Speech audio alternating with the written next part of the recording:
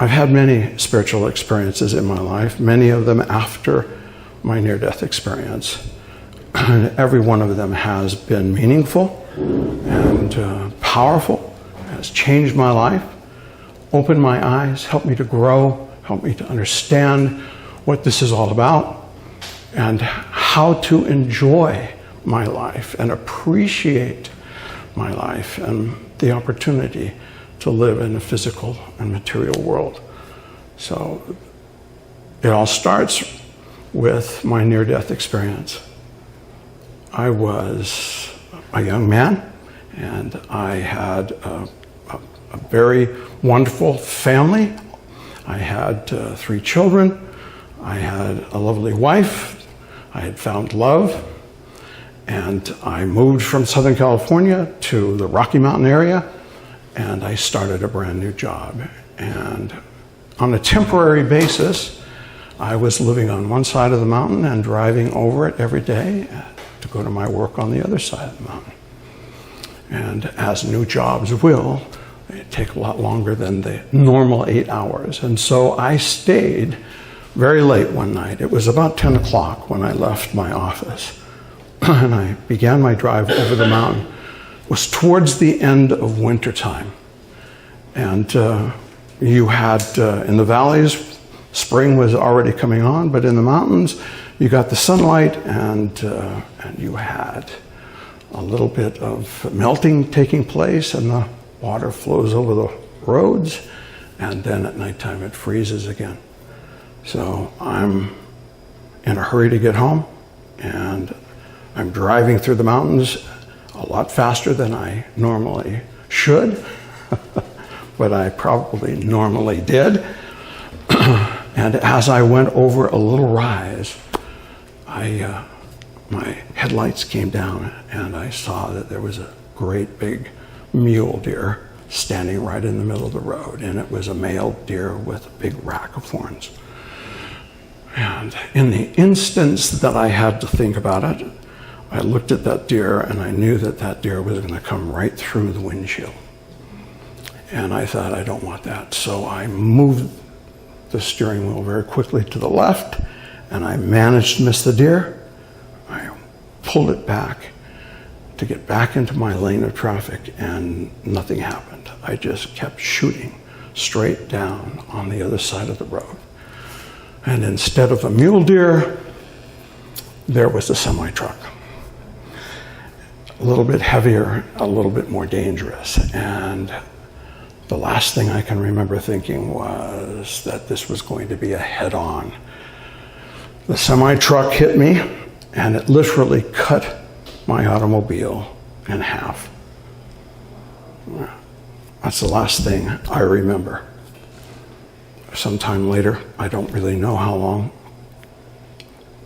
I woke up and I was laying on the floor of my automobile.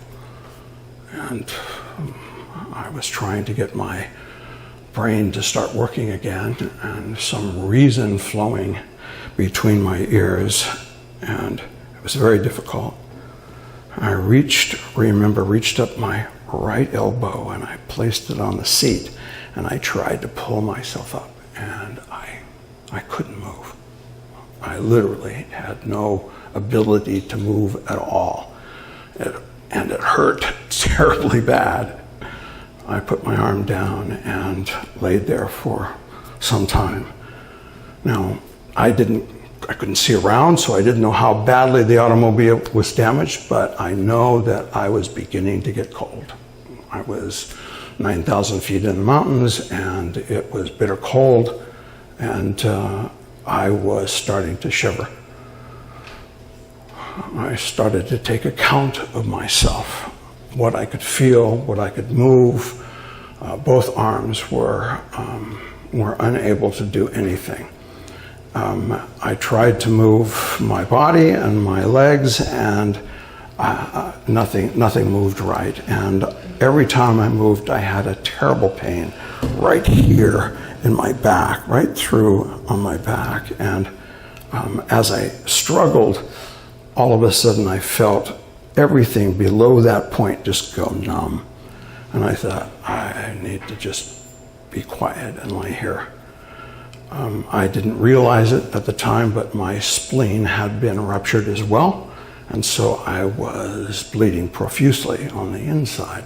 I had very few marks on the outside of my body. As time went on, the pain started, and it was excruciating. So I'm freezing, and I'm feeling the pain of all that's broken in my body. Several people came to the car and spoke to me, and they said that someone had gone to a farmhouse. This was before cell phones and before all the electronic garb and things that we have today. And so they had to find a farmhouse and call. And they said that there's a hospital at the bottom of the mountain in a little town, and they're sending an ambulance to come up the mountain along with first responders. I was very grateful. I laid there longer, became colder, more frigid, and the pain was becoming to be unbearable. Time seemed to stop. And I started to realize that something was really wrong. I had no idea of all the things that were wrong with me, but I was bleeding internally. I had my thoracic cage, my rib cage was crushed. My heart had been moved out of place. I had over 300 breaks in my rib cage. The doctors counted them all and told me later.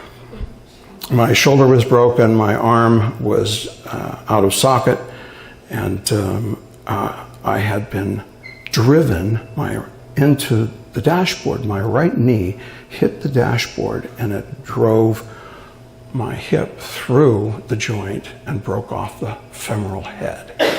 So I couldn't move. I later learned that I really couldn't move. But I figured out that I was dying, that maybe I wasn't going to make it. Maybe that time that it takes them to drive all the way to the top of the mountain, I wasn't going to make it. And when I accepted that, I began to have the most incredible experience. I began to see my life play out from the time I was a tiny child, and I saw every experience that I had. It was incredible. It was as if I were reliving it. It was so crystal clear. It was more clear than I normally see. It was that perfect, and I saw every experience I had. I saw wonderful things. I saw how wonderful it is to do good things with people, to say nice things, how the smallest thing in your life can make an impression, can change a person's day, can direct a person in the right way, can uplift everything that's around you. I felt all of the things that I hadn't done so well, but I saw them as a way to understand my life, as a part of all of us, how we live, that everything that we do is an education. The teacher is every moment in your life. I felt the good, I felt the bad, and I felt the wonderful times when I had been walking or talking with my guides, with the Spirit, whatever you might want to call it. When I was little, I was born into a Christian family, and so I was always talking to Jesus. And I saw those times, and I saw that I was being told and talked to by a loving entity that cared for me, that walked with me. And as that came to an end, I said, this is incredible. I have had an amazing life. And I was overwhelmed by gratitude.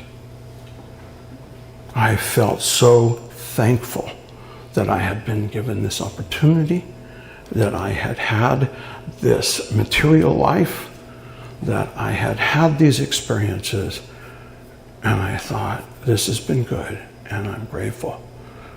And that changed how I looked at everything. I became accepting that if I pass away, I can accept that. And I can accept it with gratitude in my heart. I remember I struggled one last time to try to move, and I couldn't, and I felt just as if someone was pulling a warm blanket up from the bottom of my feet all the way up the torso of my body and up around my neck. It was as if I was being comforted. And as that started to happen, I felt my spirit begin to leave my body. And I literally laid back down on the ground, and as my body went down, my spirit went up. And I accepted my death. And I accepted it with gratitude, with thankfulness. And I said to the powers that be that if there is nothing else, I am grateful. Thank you for my life.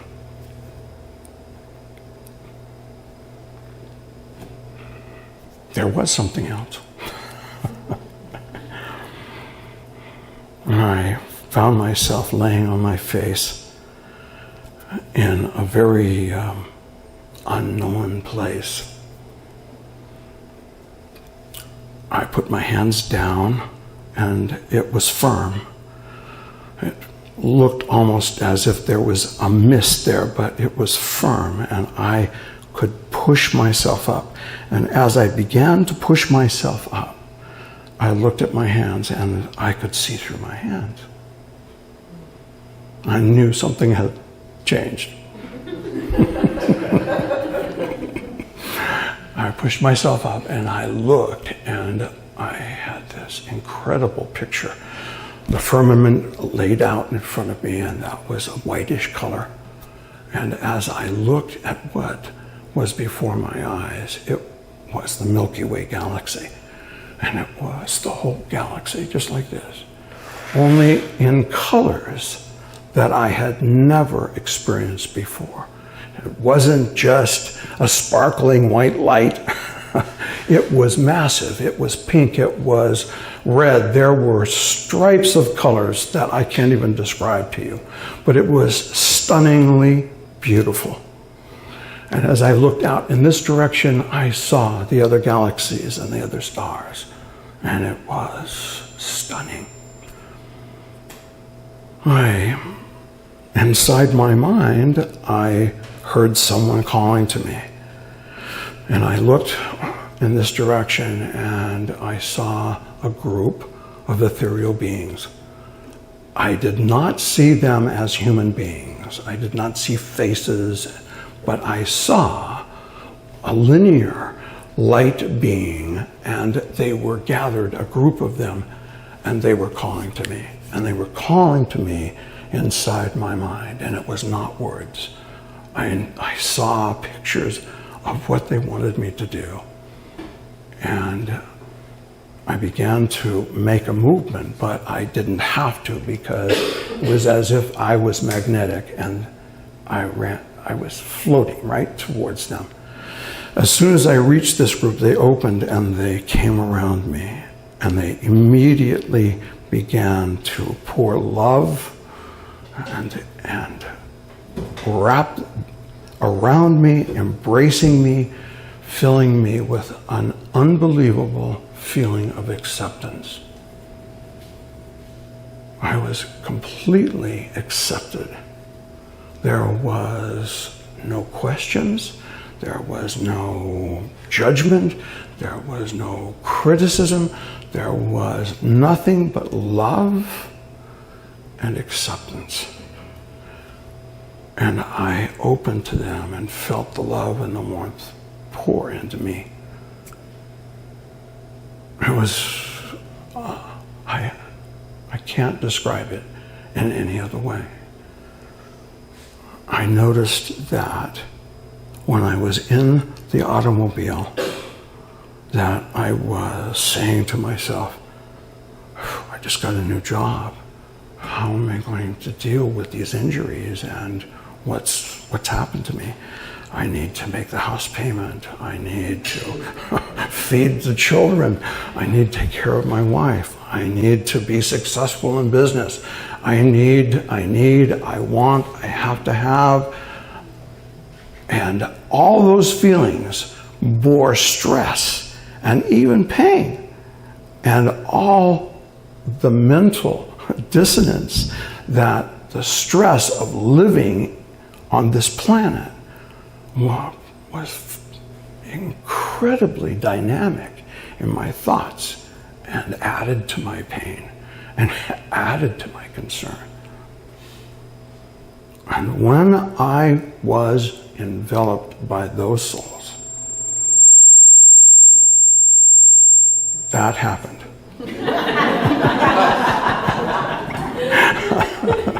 And I went, oh. I realized that I felt none of those things. Everything had been lifted off of me, out of me. Everything that was of concern and torment and was being questioned, and was I good enough? Was I working hard enough? Was I doing enough? All of those things disappeared. I went, I feel no pain. I have no pain. I'm not shivering. I feel good. And I have no weight of the anguish of emotion that I had just a moment ago on the planet. And in my mind, I was told, everything is going to be all right. No matter what happens, no matter where you go or what you do, everything will work out as it's supposed to be. I lost my fear that my children were not going to succeed without me or be fed without me. I lost all of those feelings, and I knew that God takes care of us, that the plan is always in action. And I thought the simple things, the Lord's Prayer, give us this day our daily bread. For the first time in my life, I understood what that meant. We turn our lives over to Spirit. And we are given our daily bread. If we focus on the souls that are around us, on our peers, on those that we share this world with, and the dimensions that exist in this universe, in this creation, if we focus not just on ourselves, but on our connectedness to others, we're given our daily bread. And we don't have to worry about the things that drive us almost insane at times about living on this planet. We will be taken care of. And these beings, they kept pouring energy into me and loving me. I realized, oh my goodness, this is just overwhelming. It is incredible. And as I started to accept that love, I began to understand that love is what created this incredible universe. I was seeing what to me represented the creation, that it goes on forever, that there are billions of galaxies, and we're living in just one, on one tiny little planet, that the creation is unimaginable. Three-dimensional beings can't even comprehend it. That it is not just what we can see, but it is dimensions that are infinite. We can't describe, we can't understand, we can't define the Creator. It's so ineffable, so large, so undetermined in the human mind. And I accepted that. And I realized that if you just accept that, the way you look at the world, the way you look at the entire universe, the way you look at yourself, and the way you look at others, it all changes. It all has deeper, more profound meaning. Nothing ever dies. We don't die. We are eternal beings. And as I began to contemplate that, I realized that I am a molecule of this entire creation. I'm a part of it. And as small as I was important. And that it was a blessing, an opportunity to have this experience on our little blue planet. And what we do here affects everything because we are a part of creation. We are a molecule of God. And then I saw and understood for the first time the idea of oneness. That we're all connected. Not just the humans, but every creature, everything that is part of what the Creator put into motion. We're a part of that. We're important. And we need to understand that we're all connected. When we receive that kind of information, you begin to look at who's sitting next to you in a very different way. You see all of this so differently. When we lose someone on this planet, we miss them, but I knew that they never die. They never go away. It goes on forever, forever. So I'm learning all these things, and I'm absolutely overwhelmed. And then the picture comes in my head from all these beings.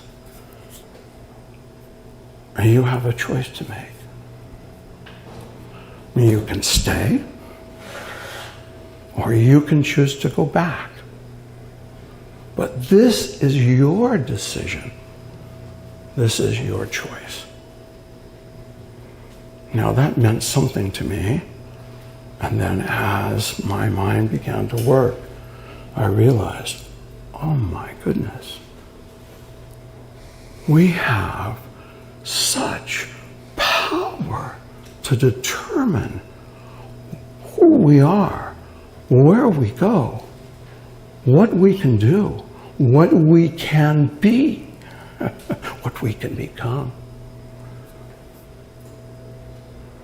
I contemplate that over and over again. Those of you that have had these experiences, you find yourself thinking about them over and over again. And as you're driven to read and study and deeply research and interact with people who've had similar experiences, you start connecting the dots and understanding everything even more deeply. We have a choice. We obviously chose to come here. I'm speaking to myself. I chose. And then I realized my soul had a mission. It wanted to come to the material planet, and it wanted to learn something. It had a goal. It had a path that it wanted little Evan to follow. That it was important. And my life took on even greater meaning. And I thought, oh my goodness, this is amazing. And the Creator who put all this together gives me the choice of whether I'll go back or whether I go home to my family. I have that choice. When we think about all of this, we are not being manipulated or pushed around. We're not lucky or unlucky. We are making choices. And our soul puts us in a position so that we can accomplish what our soul, what we want to accomplish, not what some creator is demanding you know, but what we want to know, we want to build. Because we're all one. It's not here and here. We're all interconnected, all interconnected. Well, the way my mind works, the first thing I thought about was, I'd really like to see how my children grow up. I'd like to see how they find their path and how that looks. And when I did that, my choice was made, and I was rocketed back into my body. And I wondered many times after that if that was the right decision or not. I'm rocketed back, and I'm freezing to death, and I'm bleeding out, and I'm broken to pieces. And the first responders are there, and the first thing I see is them ripping the roof off with the jaws of life, and then taking the jaws of life and ripping the right door of the vehicle off and sticking a bodyboard underneath me and hauling me out. And I'm screaming with pain and agony. I'm back, and getting back into that body was so hard, was so difficult. But here I am, I'm back, and I've made my decision, and thrown in the back of the ambulance and raced down the mountain. And then the synchronicities start happening. So it's 35 minutes to drive an ambulance down to the bottom of the mountain. And here's a little tiny hospital in a little tiny town, but it's right on I-15, and it's right on this road that I was driving on, and they have so many accidents that this hospital was inundated with people that needed help. And so they had the wonderful idea that they would construct a trauma center, and they would go out all over the United States, and they would ask trauma doctors, the best in their field, to come to this little tiny hospital and start a trauma center. And they brought in 11 doctors from all over the country, the very best. And they were there the night I had the accident. First meeting that they ever had. And they're all dressed in suits, because they're there for a meeting. And here comes little Evan in the ambulance. And they were all over me. Any of you who are medical people, you know what that looks like in a trauma center.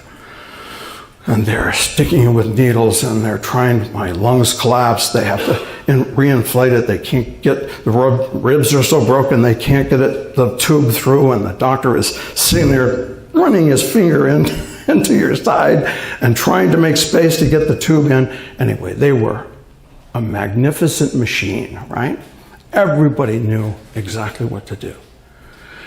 And then after my experience, I looked at the doctor who was working on inflating my rib, and he said, we're ready to go in to the operating room. And I said, before we go, would you pray for me? And this man, never seen me before. I'm just some guy from a car on a mountain road and doesn't know me at all. And he looks at me and he goes, yes, I'll pray for you. And he put his hands on my shoulder and he began praying for me. And he said the most lovely prayer. And every single thing in that trauma room became absolutely quiet. Not a sound. And he prayed for me, and he prayed for his doctors, that everyone would do their best.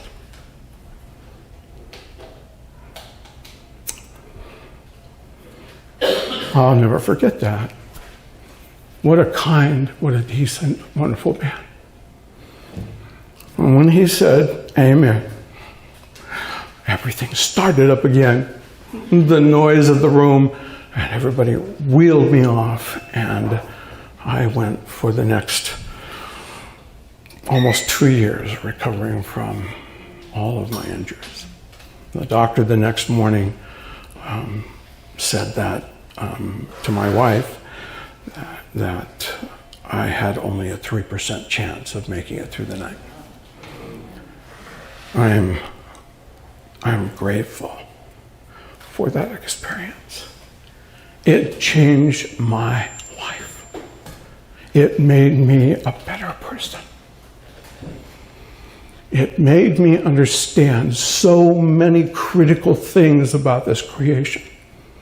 It gave me the opportunity to touch people like you and share my love for this creation, for all of you, my brothers, my sisters, who are connected. We're all molecules of God. And I'm grateful to have been able to spend this time and a few moments with you. Thank you so much.